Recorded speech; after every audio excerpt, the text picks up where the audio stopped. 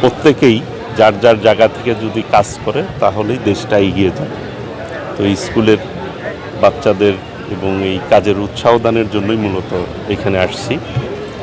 পাশাপাশি শিক্ষা প্রতিষ্ঠানের শিক্ষার মান উন্নয়নের জন্য মাননীয় প্রধানমন্ত্রী দেশনায়ক তারেক রহমান যেভাবে কাজ করে যাচ্ছেন, শিক্ষাকে সর্বোচ্চ অগ্রাধিকার দিয়েছেন।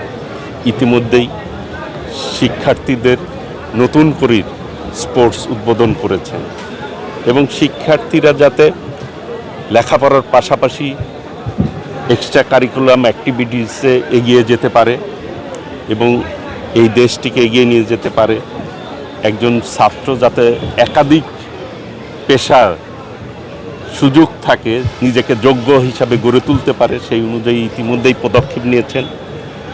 আমরাও চাই মাননীয় প্রধানমন্ত্রীর ইচ্ছা অনুযায়ী ওনার যে কাজ, সেই কাজকে কীভাবে এগিয়ে নেওয়া যায় সেইভাবে আমরাও কাজ করার চেষ্টা করে যাচ্ছি।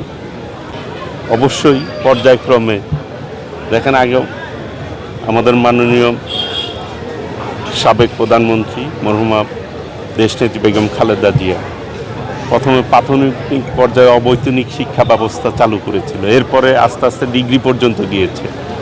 মাননীয় প্রধানমন্ত্রী কিন্তু নারী শিক্ষা উন্নয়নের জন্য মাস্টার্স লেভেলেও কীভাবে নারীদেরকে অবৈতনিক শিক্ষা ব্যবস্থা চালু করা যায়, বিভিন্নভাবে বৃত্তি সিস্টেমও কিন্তু আমরা চালু করেছি।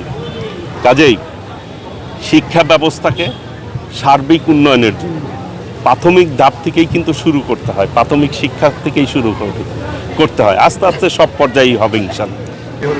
আমরা এই ব্যাপারে প্রকল্প নিচ্ছি, রেডি করছি কিভাবে প্রোটিনের চাহিদা মিট আপ করা যায় এবং স্কুলগুলিতে আমরা কিভাবে সেটি দিতে পারি, সেই ব্যাপারে আমরা ইতিমধ্যেই চিন্তা করেছি, পদক্ষেপ নিচ্ছি ইনশাআল্লাহ। ঠিক আছে।